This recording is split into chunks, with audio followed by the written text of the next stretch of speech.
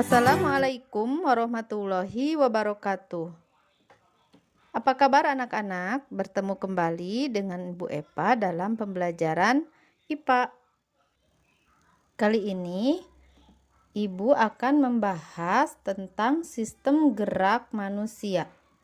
Nah, tapi sebelumnya mari kita ucapkan basmalah bersama-sama. Bismillahirrahmanirrahim dan berdoa. Robbi zidni ilman warzuqni fahman.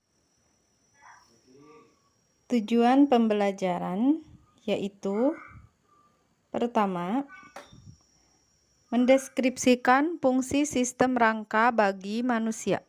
Kedua, mendeskripsikan struktur tulang manusia. Ketiga, mengidentifikasi jenis tulang penyusun sistem gerak manusia. 4. Mendeskripsikan proses perkembangan tulang atau yang disebut osifikasi. Dan yang kelima, mendeskripsikan jenis-jenis sendi. Terakhir, mengidentifikasi sendi-sendi yang bekerja dalam aktivitas sehari-hari. Perhatikan gambar berikut. Lagi apa nih?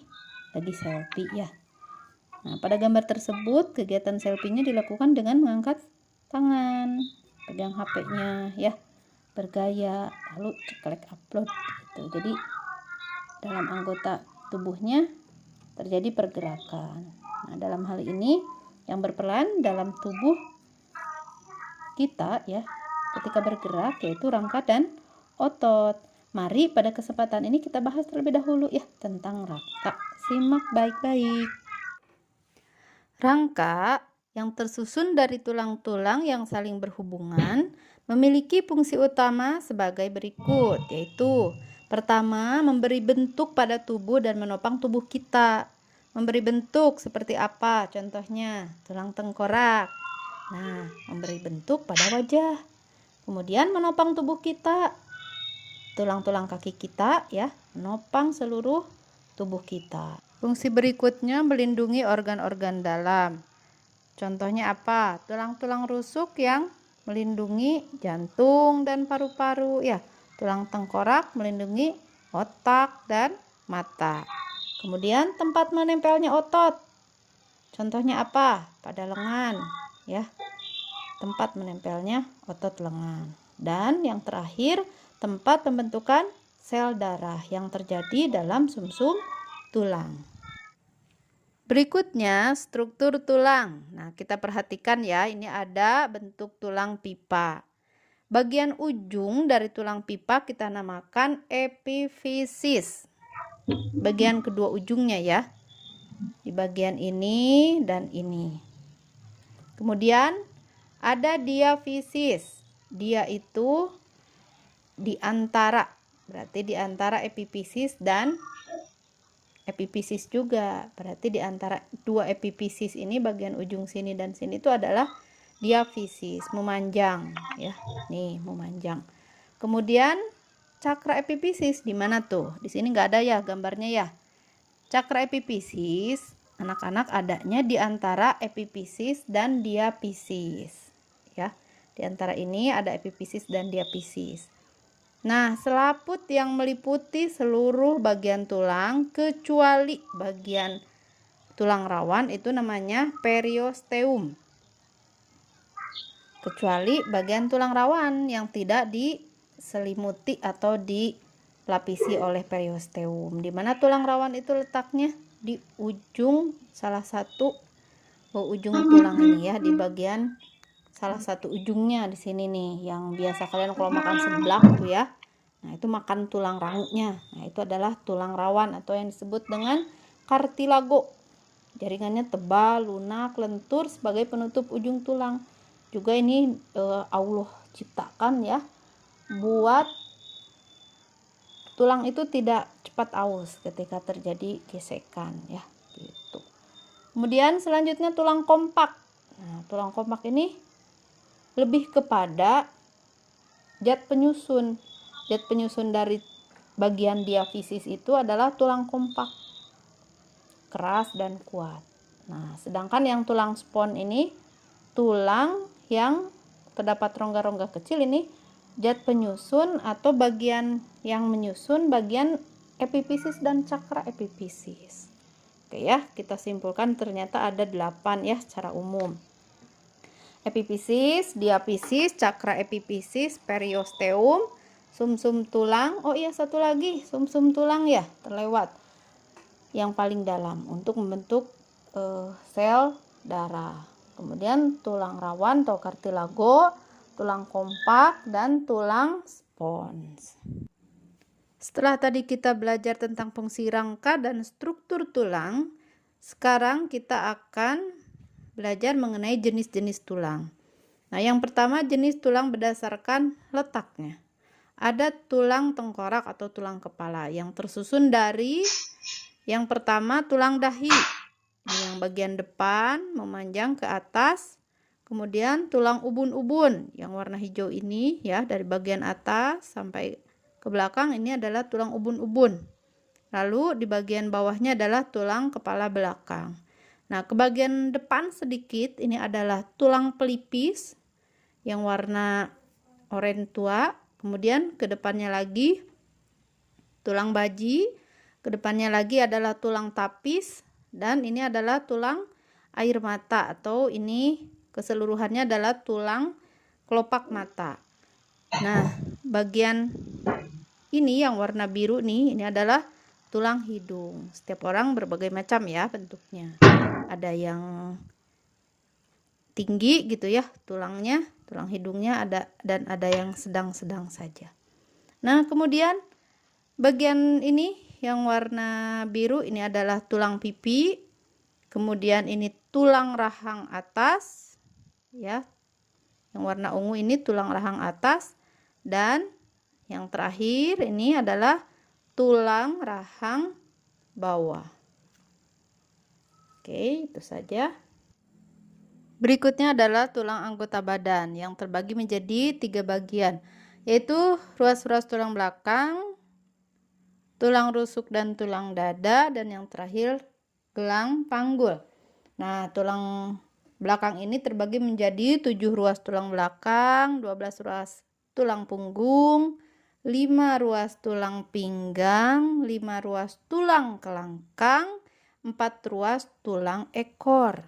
Gitu ya, jelas ini.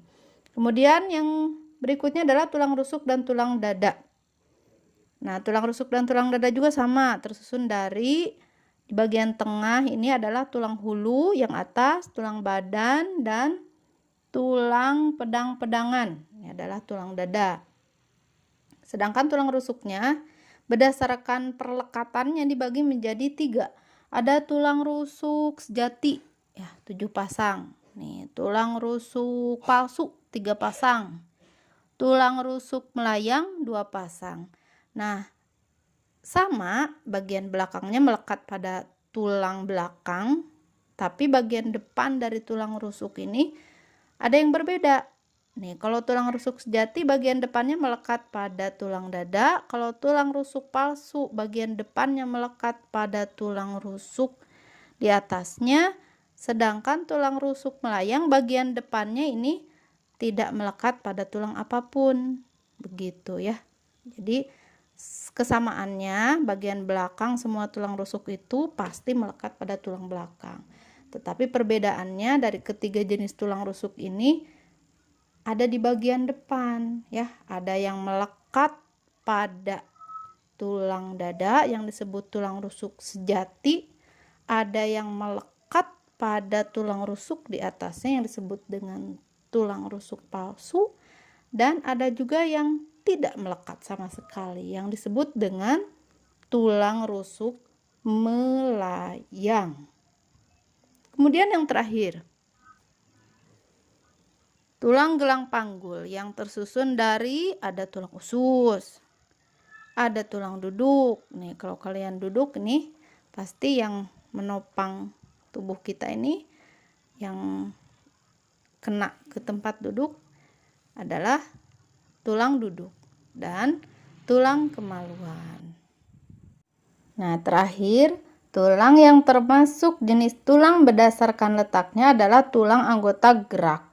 Ini pun dibagi menjadi 2, yaitu anggota gerak bawah dan anggota gerak atas. Nah, kita pelajarinya dengan cara bernyanyi.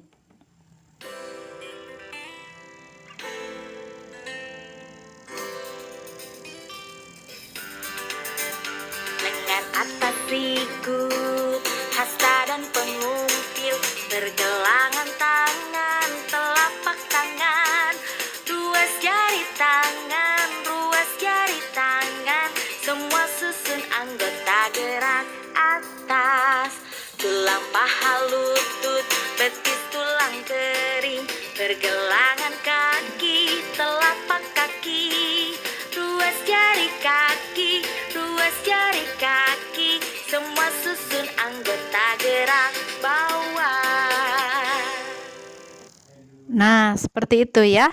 Dinyanyikan. Nah, kalian bolehlah pilih musiknya, lagu apa ya yang kekinian. Oke, nah. Jadi, tadi sedikit koreksi ya. Mungkin di situ tidak tertulis sikut ya. Yang ini yang lengan atas sikut. Nah, sikutnya itu bukan termasuk di sini bukan termasuk pertulangan begitu ya, tapi ada juga yang menyebutnya. Tapi untuk tingkat SMP biasanya ini yang dipelajarinya tulang lengan atas sikut. Nah, sikutnya itu enggak lengan atas, hasta dan pengumpil. Nah, itu ya. Jadi lengan atas, hasta, pengumpil, pergelangan tangan, tulang jari tangan, telapak tangan. Yang kedua adalah jenis-jenis tulang berdasarkan bentuknya. Ada tulang pipi berbentuk gepeng dan lempengan-lempengan besar. Contohnya pada tulang tengkorak, tulang rusuk, tulang belikat, dan ada juga tulang pendek berbentuk mirip kubus, pendek, tak beraturan atau bulat. Contohnya tulang telapak kaki, tulang telapak tangan. Nah, kemudian ada lagi bentuk tulang pipa. Nah, ini berbentuk pipa dengan ujungnya yang bulat. Contohnya tulang lengan atas, tulang pengumpil, tulang hasta, tulang paha, tulang betis, dan tulang kering. Nah, yang terakhir ada bentuk tulang tak beraturan. Contohnya tulang rahang dan tulang ruas tulang belakang. Yang terakhir jenis-jenis tulang berdasarkan struktur dan zat penyusunnya.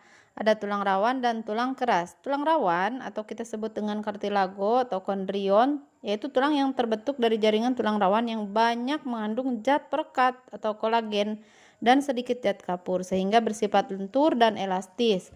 Nah, sedangkan kalau tulang keras atau kita sebut tulang sejati atau osteon, yaitu tulang keras merupakan kumpulan sel-sel yang bersifat kaku dan keras.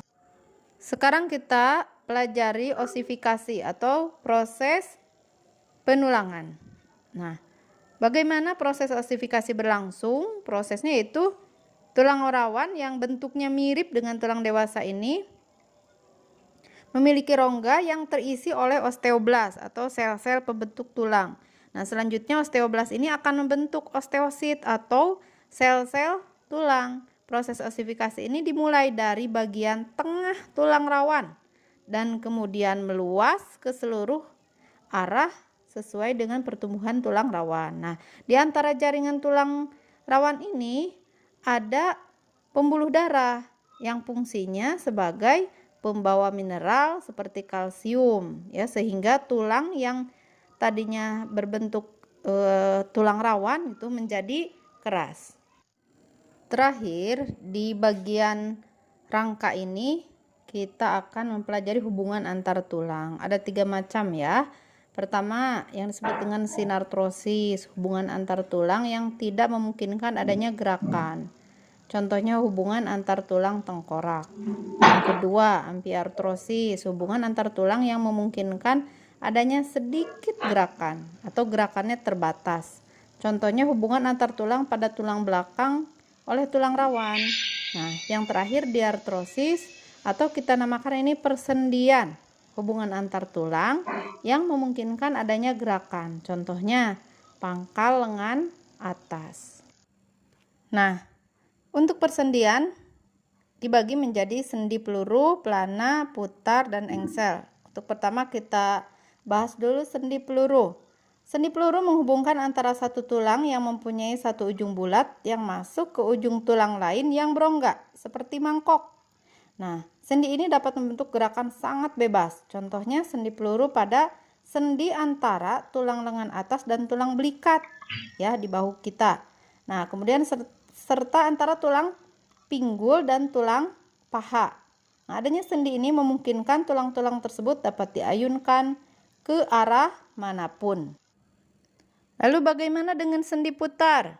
Pada sendi putar, salah satu tulang berfungsi sebagai poros dan ujung tulang yang lain berbentuk cincin yang dapat berputar pada poros tersebut.